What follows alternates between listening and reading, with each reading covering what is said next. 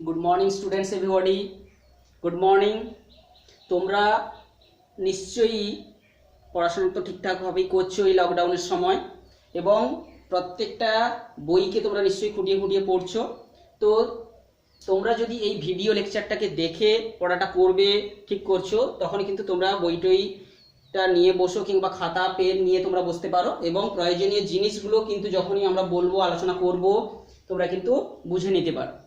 তো আজকে অষ্টম শ্রেণীতে আমরা যে বিষয়টাকে শুরু করেছিলাম, যে স্পর্শহীন ক্রিয়াশীল বল, অর্থাৎ প্রথম চ্যাপ্টারে দ্বিতীয় চ্যাপ্টারটা যেটা ছিল স্পর্শ ছাড়া ক্রিয়াশীল বল। তো আমরা বলেছি যে মহাবিশ্বের মোট 4টা ফান্ডামেন্টাল ফোর্স অর্থাৎ মৌলিক বলের কথা জেনেছি। সে সবগুলো বলই কিন্তু হচ্ছে কি স্পর্শহীনভাবেই ক্রিয়াশীল হয়। তবুও আমাদের বাস্তব জগতে আমরা সেটাকে আমাদের দৃষ্টিভঙ্গির উপর ভিত্তি করে তার গভীরে না গিয়ে আমরা কোনটাকে স্পর্শযুক্ত বল, স্পর্শহীন বল এইভাবে আমরা ভাগ করেছি। তো স্পর্শযুক্ত বল হিসাবে আমরা ঘর্ষণ বলের কথাটা আলোচনা করেছি প্রথম চ্যাপ্টারে। তো এই চ্যাপ্টারে আমরা যেটা আগে আলোচনা করেছি মহাকর্ষ বল সম্পর্কে আলোচনা করে গেছি। তো সেই মহাকর্ষ বল যেমন একটা স্পর্শহীন ক্রিয়াশীল বল ছিল, সেক্ষেত্রে আরো একটা স্পর্শ ছাড়া ক্রিয়াশীল বল সম্পর্কে যেটা জানবো সেটা হচ্ছে স্থির তড়িৎ আকর্ষণ বল। তো মহাকর্ষ বল আলোচনা করতে গিয়ে তার যে নিউটনের দেওয়া সূত্র, মহাকর্ষর সূত্র ছিল কি G × M1 M2/d²। এক্ষেত্রে আমরা এই সূত্রটাকে একটু সংক্ষেপে বলছি। এই সূত্রটি কিন্তু মহাবিশ্বে অবস্থিত যে কোনো দুটো বস্তু কণা, বেসিক্যালি বস্তু কণার ক্ষেত্রে প্রযোজ্য। বস্তু কণা অর্থাৎ বস্তু বড় হয়ে গেলে কিন্তু কাছাকাছি অবস্থিত দুটো বস্তুর মধ্যে আকর্ষণ বল আমরা সহজ পদ্ধতিতে নির্ণয় করতে পারবো না, যদি না বলা থাকে যে ওই বস্তুটার পুরো ভর একটা বিন্দুতে আছে। কিন্তু অর্থাৎ বস্তু কণা হিসাবে ধরে কিন্তু এর আলোচনাটা আমরা করেছি। এবং এই যে আকর্ষণ বলটা, এটা কিন্তু একটা আকর্ষণ বল, বোঝা গেছে? এটা সব সময় হবে আকর্ষণ বল। আর কি এই বলটা হচ্ছে কি ক্রিয়া প্রতিক্রিয়া অর্থাৎ অ্যাকশন রিয়াকশনের মতো করে কাজ করে। কোনো বস্তু অন্য বস্তুর উপর যেটা দিবে, অন্য বস্তুটাও ঠিক তার উপর কিন্তু ক্রিয়া প্রতিক্রিয়া একটা যে সংস্থায় এরা কিন্তু ক্রিয়াশীল হয়। অর্থাৎ কি এখানে একটা ক্রিয়া হলে অন্যটা হচ্ছে প্রতিক্রিয়া বল। আর আমরা কি বলেছি যে এই বলটা কিন্তু আমরা অস্তিত্বটা আমরা সহজে অনুভব করি না। বড় বড় ভারী ভারী বস্তু, চাঁদ, সূর্য, পৃথিবী, এদের মধ্যবর্তী আকর্ষণ বলটা কিন্তু আমাদের দৃষ্টির গোচরে আসে। এমনি অর্থাৎ ম্যাসিভ পার্টিকেল, বড় বড় ভারী ভারী বস্তুর ক্ষেত্রে, ভারী বস্তুর ক্ষেত্রে কিন্তু এটা আমাদের চোখে আসে। আর কি এই যে বস্তুদের মধ্যে আকর্ষণ বলটা, আমরা ধরো দুটো বস্তু তার কেন্দ্রে এইখানে জমা রয়েছে এবং তাদের মাঝের দূরত্ব এটা d বলেছি। এই আকর্ষণ বলটা কিন্তু তাদের কেন্দ্রের সংযোজককারী সরল রেখা বরাবর হবে। বস্তু কণা তো হবেই, সঙ্গে সঙ্গে যে সরল রেখা বরাবর হবে, সংযোজককারী সরল রেখা বরাবর, সংযোজক সরল রেখা অর্থাৎ তাদের রেডিয়াস বরাবর, টেন বরাবর হবে, অন্য কোনো দিকে কিন্তু কার্যকর হবে না। অর্থাৎ এই বল ধরে এটাকে 1 নম্বর বস্তু বলছি M1, এটাকে 2 নম্বর বস্তু বলছি M2। তাহলে 1 নম্বর ভরের বস্তুর উপর 2 নম্বর বস্তুর জন্য ক্রিয়া ফোর্স অন 1 ডিউ টু 2, এটা হচ্ছে কি বলা হচ্ছে ফোর্স অন 1 ডিউ টু 2। অর্থাৎ 1 নম্বর বস্তুর উপর 2 নম্বর বস্তুর দ্বারা ক্রিয়াশীল বল। আবার ঠিক একই রকম এইটার উপর কি না 2 নম্বর, এটা হচ্ছে কি F2 ডিউ টু 1। অর্থাৎ এটা পরস্পর দেখতে পাচ্ছি দুজনের মান কিন্তু একই হবে এবং পরস্পরের বিপরীত হবে, সংযোজক সরলরেখা বরাবর হবে। অর্থাৎ এই বলটা একটা, একে বলা হচ্ছে একটা নতুন নাম আমরা জানছি যে সেন্ট্রাল ফোর্স। সেন্ট্রাল ফোর্স অর্থাৎ একটা তাদের দূরত্বের উপর তারা নির্ভরশীল হবে। আর এই যে সূত্রটাকে আমরা আরেকটা নাম আমরা জানবো, এটা বলছে ইনভার্স স্কয়ার ল, অর্থাৎ ইংরেজিতে আমরা বলছি ইনভার্স স্কয়ার ল। অর্থাৎ এখানে দূরত্বের বর্গের ব্যস্ত সম্পর্কে এরা কিন্তু থাকছে। কোনো দুটো বস্তুর মধ্যে দূরত্ব বাড়িয়ে দিলে আকর্ষণ, ধর দ্বিগুণ বাড়িয়ে দিলাম 4 গুণ কমে যাবে, 3 গুণ বাড়িয়ে দিলাম 9 গুণ কমে যাবে। এটাকে বলা হচ্ছে ইনভার্স স্কয়ার ল। কারণ যেহেতু এই F টা প্রপোর্শনাল টু 1/d² এর আগে, ডিটার মান দ্বিগুণ করলে 4 গুণ কমে যাবে, 3 গুণ করে দিলে 9 গুণ কমে যাবে। এটা হচ্ছে ইনভার্স স্কোয়ার ল ছিল। তো এইগুলো ছিল মহাকর্ষ বলের ক্ষেত্রে কি পয়েন্টগুলো, যেগুলোর উপর বেস করে আমরা আলোচনাগুলো করেছি এবং তার প্রভাবটাও করেছি। আজকের যেটা আমরা আলোচনা করব বেসিক্যালি সেটা হচ্ছে কি স্থির তড়িৎ আকর্ষণ। তো এখন এই যে তড়িৎ কথাটা, কোনো একটা পদার্থের মধ্যে আমরা পদার্থ হিসাবে কঠিন, তরল, গ্যাসীয় যাই বলি না কেন, আমরা এখানে বেসিক্যালি কঠিন পদার্থকেই নিচ্ছি।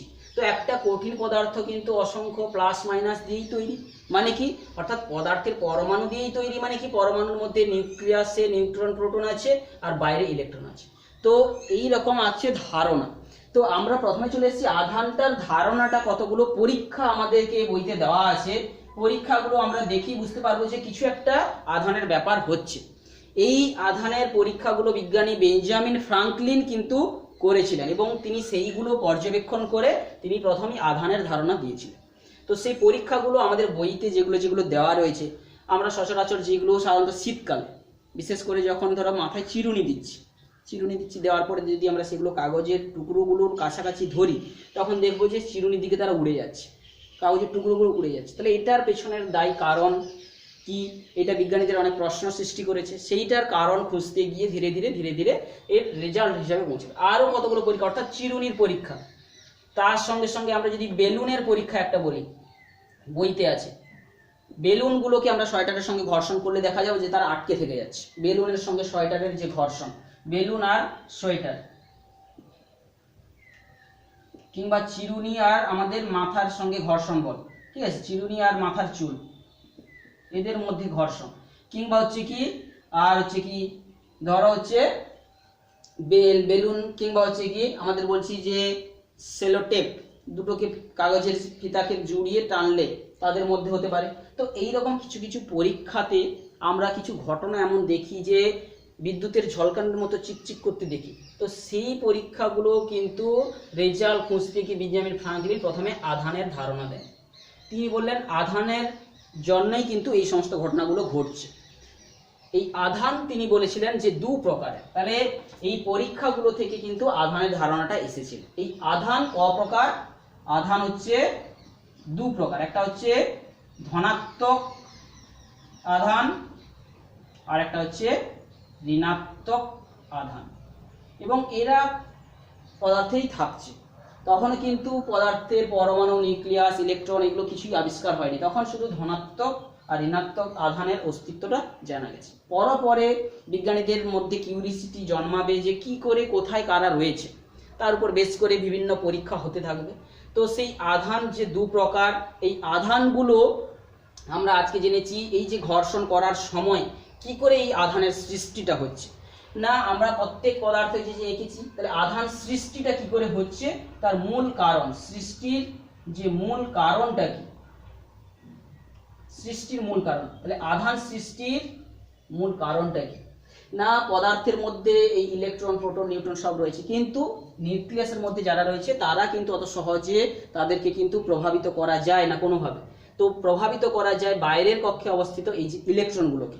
তো ইলেকট্রনগুলোকে কোনোভাবে যখন ঘর্ষণ করা হচ্ছে, তাহলে শক্তি পাচ্ছে, ঘর্ষণের ফলে এখানে শক্তি পাওয়ার ফলে সে কিন্তু বিচ্যুত হয়ে চলে যাচ্ছে, ইলেকট্রনটা আলাদা হয়ে যাচ্ছে। তখনই কি হচ্ছে, এই ইলেকট্রনটা আলাদা যে হয়ে গেল, সেই ইলেকট্রনটা যদি কোনো কুপরিবাহী পদার্থ, অর্থাৎ যে ইলেকট্রনকে বহন করে নিয়ে যেতে অন্য কোথাও পারবে না, তার মধ্যেই তাহলে সেখানে বসে থাকবে, তাহলে সেই পদার্থের সঙ্গে লেগে থাকবে। তো সেই পদার্থে যদি বসে থেকে যায়, তখনই সেইটাকে বলা হচ্ছে স্থির তড়িৎ। অর্থাৎ এই তড়িৎগ্রস্ত কণাটা কোনো একটা জায়গায় স্থিরভাবে বসে থাকছে, এবং সেইটাকে নিয়ে যদি, সেই বস্তুটাকে যদি আমি নিয়ে যাই, তাহলে সেই বস্তুটা অন্য কোনো বস্তুর কাছে নিয়ে গেলে সে তার প্রভাব দেখাবে। স্থির তড়িতের জন্য তার প্রভাবগুলো আমরা সচরাচর দেখব। এই স্থির তড়িৎগ্রস্ত বস্তুগুলো অর্থাৎ ভিন্ন ভিন্ন, তাহলে কুপরিবাহী পদার্থ হতে হবে। এটা হতে হবে কি, সমস্ত কুপরিবাহী পদার্থগুলো হতে হবে, না হলে কিন্তু ইলেকট্রনটা কিন্তু অন্য কোথাও চলে যাবে। তো এই কুপরিবাহী পদার্থগুলোকে অনেকগুলো এইভাবে আমাদের বইতে একটা লিস্ট দেওয়া আছে। তাহলে স্থির তড়িৎ শ্রেণী বলে বলা হচ্ছে তাদেরকে। এরা কিন্তু সবাই কুপরিবাহী পদার্থ, বোঝা গেছে? তাহলে এরা সবই কুপরিবাহী পদার্থ। এই সমস্ত স্থির তড়িৎ শ্রেণীতে সর্বপ্রথম রয়েছে, আমরা দেখতে পাবো যে পশমের কথা রয়েছে, সম্ভবত পশম বা উল, পশম। 2 নম্বরে রয়েছে কাঁচ, 3 নম্বরে রয়েছে কাগজ, তো এইরকম ভাবে একটা লিস্ট দেওয়া আছে এবং এই লিস্ট অনুযায়ী যদি আমরা পরপর যে কোনো দুটো কিংবা যে কোনো উপরেরটা কিংবা মাঝের কোনো একটা নিয়ে যদি ঘর্ষণ করি তাদের মধ্যে, তাহলে দেখবো যে উপরের দিকে রয়েছে শ্রেণীতে সে কিন্তু ধনাত্মক আধানে আহিত হয়ে যাবে, অন্যটা ঋণাত্মক আধানে আহিত হবে। তাহলে তড়িৎ রাসায়নিক শ্রেণী নয়, স্থির তড়িৎ শ্রেণীটা কি না, একটা কুপরিবাহী পদার্থের শ্রেণী দেওয়া আছে যাদেরকে নিয়ে ঘর্ষণ করলে যারা উপরে রয়েছে তারা ধনাত্মক আধানে আহিত হবে, যারা নিচের দিকে থাকে তারা ঋণাত্মক আধানে আহিত হবে। এটা তো এই আধানগুলো পরস্পর ধনাত্মক আধানের মধ্যে কি হবে, বিকর্ষণ হবে। তাহলে সমজাতীয় আধানগুলোর মধ্যে কিংবা ঋণাত্মক আধানের মধ্যে কি হবে না, বিকর্ষণ হবে। তাহলে সমজাতীয় আধানগুলো পরস্পরকে কি করবে না, বিকর্ষণ করবে, আর বিপরীত আধানগুলো পরস্পরকে কি করবে, আকর্ষণ করবে। অর্থাৎ এখন একটা কথা বলে নিচ্ছি যে আধান কিন্তু আলাদা একটা ধর্ম, পদার্থের একটা ধর্ম, এবং এটা হচ্ছে বস্তুর ভরের সঙ্গে অ্যাসোসিয়েটেড একটা প্রপার্টি। অর্থাৎ ভর আর আধানকে আলাদা করা যাবে না, কোনো বস্তুতে ভর আছে মানে সেখানে আধান থাকবেই, তার সঙ্গে অ্যাসোসিয়েটেড একটা প্রপার্টি। তো এই যে আধানের যে ক্ষুদ্রতম একক হিসাবে আমরা যেটাকে বলেছি বারবার, ইলেকট্রনের মধ্যে আধান রয়েছে, কিন্তু এই আধানের এককটা আমাদেরকে জানতে হবে। আধানের একক অর্থাৎ কি, ক্ষুদ্রতম আধানের মান কত না, একটা ইলেকট্রন যে পরিমাণ আধান বহন করে সেটাই হচ্ছে সর্বাপেক্ষা ক্ষুদ্রতম আধান। একটা ইলেকট্রন আমরা জানি যে ওটা নেগেটিভ আধানগ্রস্ত কণা, কিন্তু ও কত পরিমাণ আধান বহন করে না, আমরা এসআই পদ্ধতিতে ওর মানটা যদি লিখি 1.602 ইন্টু 10⁻⁻19 কুলম্ব, এই যে আধানের মানটাকেই আমরা বলছি একক ধরে নিচ্ছি, অর্থাৎ এর থেকে ক্ষুদ্র কোনো আধান হতে পারে না। সেই জন্য আমরা সাধারণত লিখে দেখি ইলেকট্রনের আধানের মান কত না, -1। ঠিক একই রকম ভাবে একটা প্রোটনের আধানের মান আমরা জানি যে প্রোটনের আধানের মান ইলেকট্রনের আধানের সমান এবং বিপরীত, তো সেই জন্য এর আধানের মান হবে +1.6 ইন্টু বা 602 ইন্টু 10⁻⁻19 কুলম্ব। তো এটা হচ্ছে পজিটিভ আধান আর সেটা ছিল নেগেটিভ আধান। তো এই প্রোটনের ক্ষেত্রেও এই আধানটাকে আমরা একক ধরে নিয়ে বলতে পারি +1। তো প্রোটনের আধানের মান +1। তো এইভাবে আমরা জেনেছি যে আধানের মানটাকে সপ্তম শ্রেণীতে যে আধানের মানটাকে +1 -1 ধরা হয়, অর্থাৎ কিন্তু মূল যদি প্রকৃত মানটা জানতে দেওয়া হয় তো হবে এই মানটা হবে কিন্তু প্রকৃত মান। তো আমরা আজকের এই আলোচনাতে আমরা জানলাম কি করে পদার্থের মধ্যে আধানের যে অস্তিত্ব আছে তার পরীক্ষাগুলো বিভিন্ন বিজ্ঞানীরা যারা করেছেন, এবং এই আধান যে তার জন্য দায়ী মূল সেই নামটা প্রথম করেছেন কে, বেঞ্জামিন ফ্রাঙ্কলিন সর্বপ্রথম এই আধান নামকরণটা করেন। এবং আধান দু প্রকারের কথাও তিনি উল্লেখ করেন, একটা হচ্ছে ধনাত্মক আধান আর একটা হচ্ছে ঋণাত্মক আধান। তো আমরা এই আধান সৃষ্টির মূল কারণটা কি আলোচনা করেছি, কারণ প্রত্যেক পদার্থ হচ্ছে কি পরমাণু দিয়ে তৈরি, আবার পরমাণুগুলো ইলেকট্রন প্রোটন নিউট্রন দিয়ে তৈরি, এবং ঘর্ষণের সময় কি হয় ইলেকট্রনগুলো আলাদা হয়ে যায়। তো তারা যদি কুপরিবাহী পদার্থের সংস্পর্শে এসে যায় তো ওইখানে তারা থেকে যাবে, এবং তখন তাকে বলা হচ্ছে স্থির তড়িৎ। এবং এই স্থির তড়িৎ আর একটা স্থির তড়িতের কাছে আনলে তাদের মধ্যে কি ধরনের ঘটনাগুলো ঘটবে না, প্লাস একই জাতীয় আধানগুলোকে কাছাকাছি আনলে কি হবে, বিকর্ষণ হবে, কিংবা মাইনাস গুলো আনলে বিকর্ষণ হবে। আর বিপরীত জাতীয় আধানগুলোকে কাছাকাছি আনলে কি হয় আমরা জানি যে আকর্ষণ হবে। এই যে আধানের কথাটা বারবার বলছি, পরবর্তীকালে এই আধানের ক্ষুদ্রতম মান কিন্তু এটা বিজ্ঞানী মিলিকান নির্ণয় করেছিলেন, এবং তার মান ছিল 1.602 ইন্টু 10⁻⁻19 কুলম্ব। এবং ইলেকট্রনের ক্ষেত্রে এটা মাইনাস, প্রোটনের ক্ষেত্রে এটা ছিল প্লাস।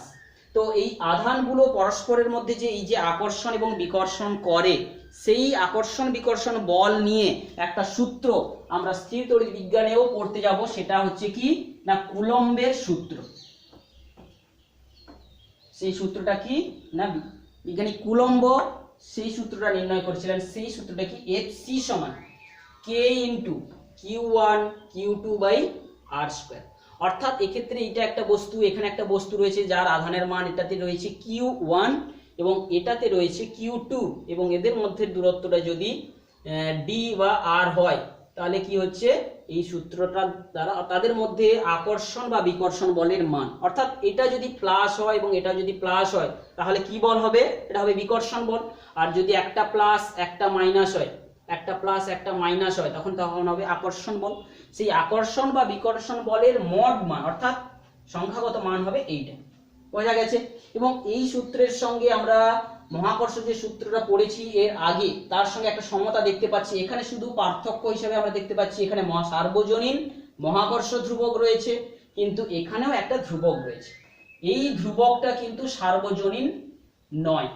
এই ধ্রুবকের মানটা কিন্তু এই যে দুটো আধান যেখানে রয়েছে তাদের মাঝের মাধ্যম কি আছে তার উপর কিন্তু এটা নির্ভর করবে।